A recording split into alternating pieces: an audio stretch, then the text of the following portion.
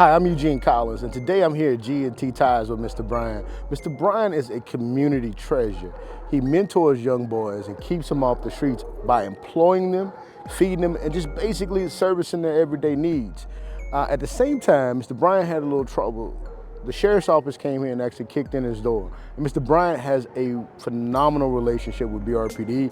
They actually called him and let him know that the sheriff's office was in his building. This should not have happened. They had a search warrant for somebody that no longer worked at the building. A couple phone calls and they wouldn't have had to do that. So not only is this man charged with paying these kids out of his pocket, supporting this mentor program out of his pocket with no help from city or state government, no grants or anything else, now he has to repair his building by himself. I challenge the sheriff's office to not only apologize to this man, but come help support this man's mentorship program to keep these young men off the streets.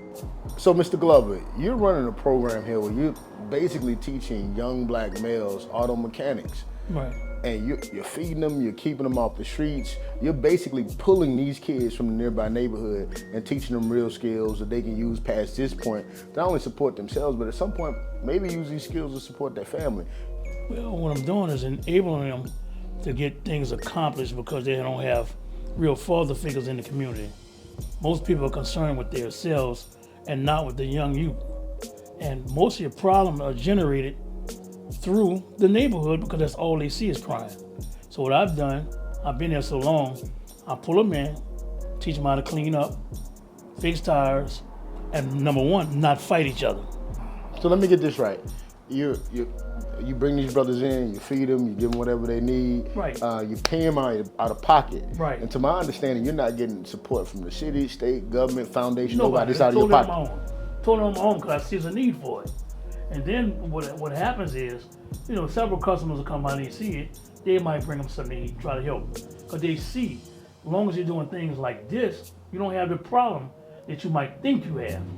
Most of the problem and the crime come from their need, not because somebody's looking to do bad or looking to do wrong. Everything is based off a need. And some of these boys you done had for a while, right? Because I was asking one of the young brothers, like, how long you been here? And he's smiling back there, like, what's his name? What's your name? Larry. So Larry, how long you been here, Larry? About a year or two. So Larry's been working for you a year or two. So this ain't no Right. fly by night stuff. Some of these boys you get and you keep, you hold on to, right? Well, yeah, but you remember, you have to take the good with, I would say, the bad. Every child is not bad. Most of them just learning how to survive by any means. Mr. Bryan, your guys, from what you're telling me, once you come in this program with you, Right. you don't get in any trouble. Explain that to me. The reason being because I have a hands-on approach. I treat each one of these guys like they're my own kids. And I have 8 kids. Anything that I can do for each one of them, I do it. And I heal each one of them out.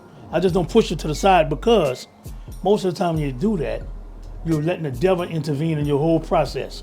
And Mr. Bryan, I want to apologize to you because, like, man, your program was never on my radar before I got a call that you were going through some trouble here. Right. And I apologize for that because, like, programs like yours are the ones that we're supposed to know about, right?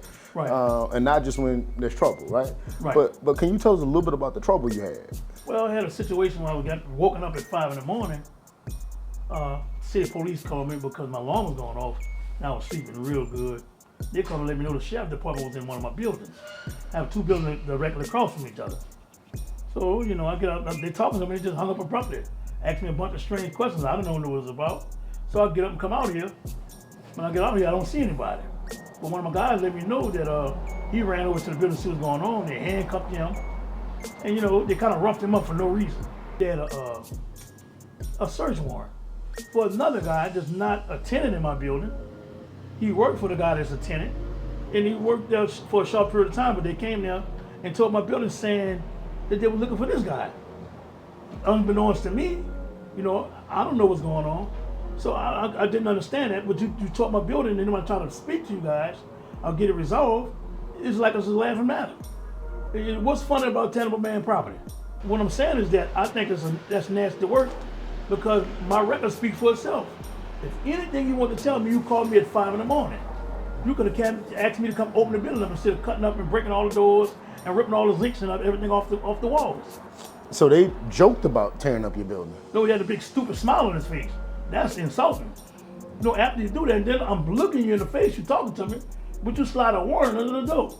So you're already paying these guys out your pocket, and now you're Right. forced to pay for your building out Yes, your sir. pocket. Anybody that can help, I would ask for the help. Why get a militia out here to shoot these kids when you can educate them? You can give them a trade, you can give them something to do that their mind won't just be running rampant, running loose. They're very, very, very intelligent individuals. But once you take any intelligent individual and you leave them blank, they're gonna figure out something they can do. Making sense? And if the life of crime, that's what it is. Nobody's not gonna show them any better. So that's my job, number one, as a man of God, to show them the right way and which way to go. We all go to church together. We all eat together. You understand? So if it's like that, I believe out of common courtesy, we all can work together as a community instead of pointing the finger at the young man and teaching them which way to go. You know him when you see him. And young men, this deeper than just y'all boss, right? Right. What is he to y'all? I mean, speak up. Right. So this is like y'all dad, Right. and ain't none of y'all kin to him. No. That's what's up. That's what's up.